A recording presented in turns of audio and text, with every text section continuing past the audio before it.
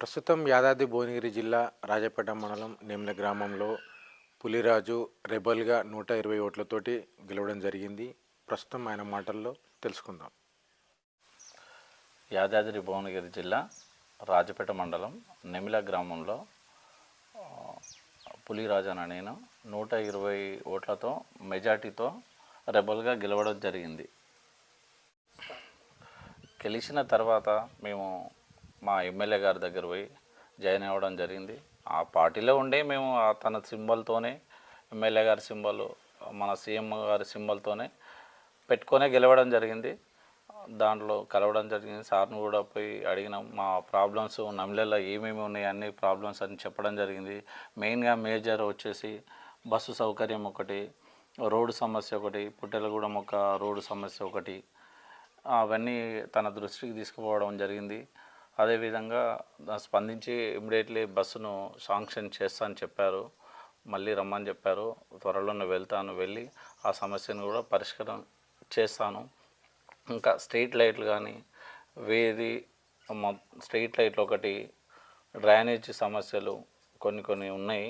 అవి కూడా త్వరలోనే చేస్తాము. ఇప్పుడు ఫండ్స్ రాలేదు కాబట్టి ఫండ్స్ వచ్చిన కొద్దీ త్వరలోనే అవన్నీ పూర్తి చేస్తాము. ప్రజలకు ఇచ్చిన హామీలన్నీ గ్రామంలోని అందరూ సహకరించి నన్ను గెలిపించారు కాబట్టి దానికి అదేవిధంగా వాళ్ళకి ఏ విధంగానైనా పెన్షన్ విషయంలో కానీ, రేషన్ కార్డుల విషయంలో కానీ ఏదైనా దగ్గరుండి, ఇందిరమ్మ ఇండ్ల విషయంలో కానీ మా ఎమ్మెల్యే గారి సహకారంతో దగ్గరుండి పరిష్కరించే బాధ్యతగా తీసుకుంటానని హామీ ఇచ్చాను, నెరవేరుస్తాను కూడా. స్కూల్కు ప్రహారీ గోడ కూడా శాంక్షన్ అయింది. అది 10 lakhsతోని అది కూడా పూర్తి చేస్తాము. మహిళా భవనం కూడా వచ్చింది. దాన్ని కూడా స్థలం కేటాయించి దగ్గరుండి చేపించే బాధ్యతగా తీసుకుంటాము.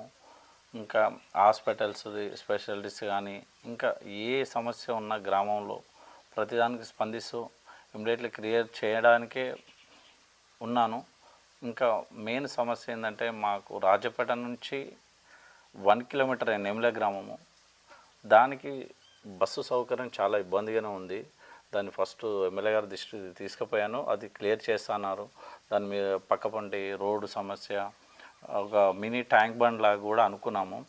దాన్ని అయితే కంపల్సరీ చేయాలని ఎమ్మెల్యే గారి దృష్టికి తీసుకుపోతాను, అది కంపల్సరీ చేపిస్తాను.